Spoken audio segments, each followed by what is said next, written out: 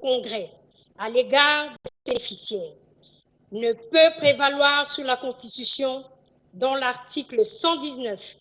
énumère limitativement les attributions du Congrès d'une part,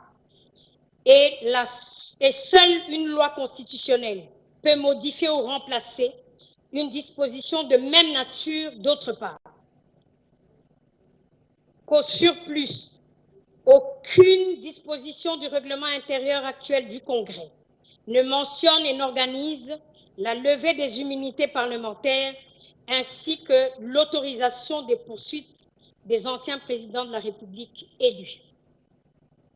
Considérant qu'en vertu des articles 153 et 156, alinéa 2 de la Constitution, 120B, 162, 169 et 214 de la loi numéro 023/2002 du 18 novembre 2002 portant Code judiciaire militaire tel que modifié et complété à ce jour, et 77, alinéa 1er de la loi organique numéro 13/010 du 19 février 2013 relative à la procédure devant la Cour de cassation. Les personnes justiciables par État de la Cour de cassation sont justiciables de la Haute Cour militaire pour les faits qui relèvent de la compétence des juridictions militaires. Et les officiers du ministère public militaire disposent, en la matière d'instruction préparatoire, des mêmes pouvoirs que ceux des parquets près les juridictions de droit commun. Considérant par ailleurs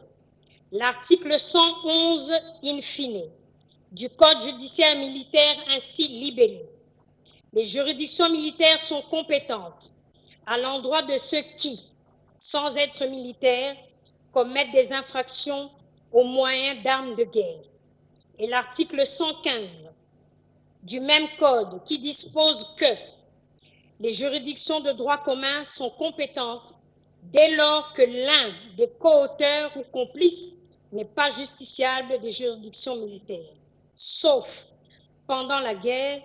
ou dans la zone opérationnelle sous l'état de siège ou d'urgence. Considérant que des dispositions du Code judiciaire militaire sus évoquées, il se dégage que l'auditeur général près la Haute Cour militaire a qualité pour requérir au Sénat la levée des immunités et l'autorisation des poursuites du sénateur à vie, M. Joseph Kabila Kabange, ancien président de la République, présumé d'avoir commis des faits infractionnels contenus dans son réquisitoire cité ci-haut. Considérant que, conformément aux articles 149, alinéa 1 et 151, alinéa 2 de la Constitution, le pouvoir judiciaire est indépendant du pouvoir législatif et du pouvoir exécutif d'une part, et le pouvoir législatif ne peut ni statuer sur les différents juridictionnels, ni modifier une décision de justice, ni s'opposer à son exécution d'autre part. Considérant qu'en vertu de la règle de la séparation des pouvoirs consacrée par les deux articles de la Constitution évoqués ci-dessus, au point 1, le Sénat n'a pas compétence pour connaître, quant au fond, des faits exposés dans le réquisitoire de l'auditeur général. Son examen porte sur la relation des faits imputés au sénateur avec l'exercice de ses fonctions, exercice protégé par la Constitution dans l'intérêt du Sénat. À travers les immunités parlementaires, telles que définies à son article 107, et comportant l'irresponsabilité ainsi que l'inviolabilité du parlementaire pour les opinions et votes émis en cette qualité, que, de ce fait,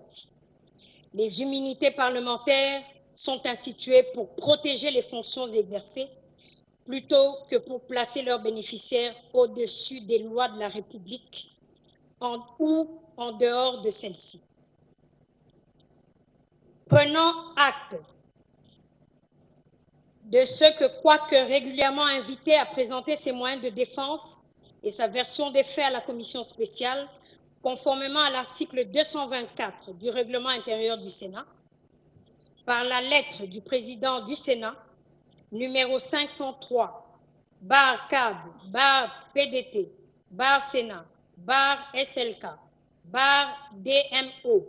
bar PK, bar 2025, du 19 mai 2025, lui déposé à son domicile 6 sur avenue Ouganda, concession GLM, commune de la Gombe à Kinshasa, par maître Bokimi Bale Moïse,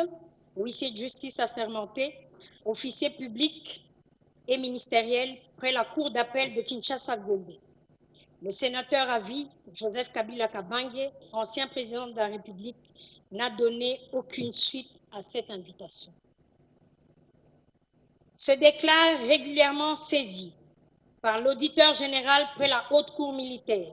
et compétent pour connaître de son réquisitoire. Constate que tel qu'exposé par l'auditeur général près la haute cour militaire dans son réquisitoire et devant la commission spéciale du Sénat chargée de l'examen du dit réquisitoire, les faits dont le sénateur à vie, Joseph Kabila Kabange, ancien président de la République, est présumé être l'auteur, n'ont pas de lien avec l'exercice de ses fonctions parlementaires et ne peuvent pas, ipso facto, donner droit à la couverture des immunités parlementaires prévues par l'article 107 premier de la Constitution. En conséquence de ce qui précède,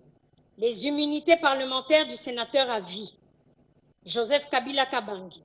ancien président de la République,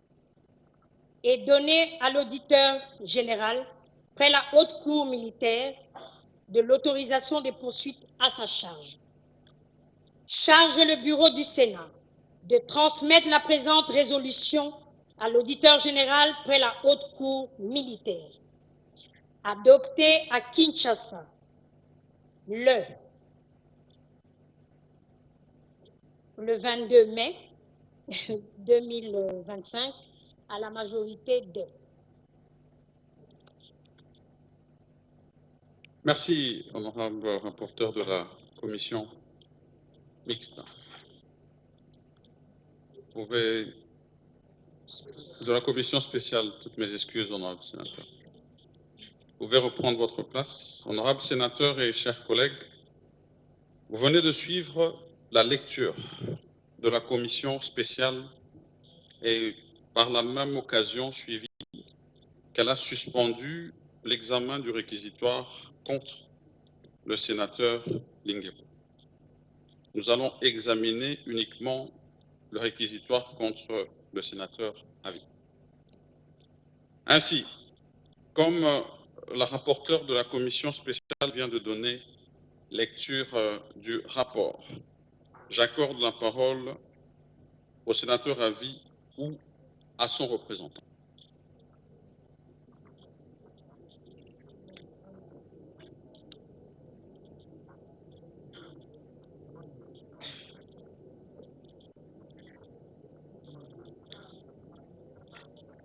Je constate que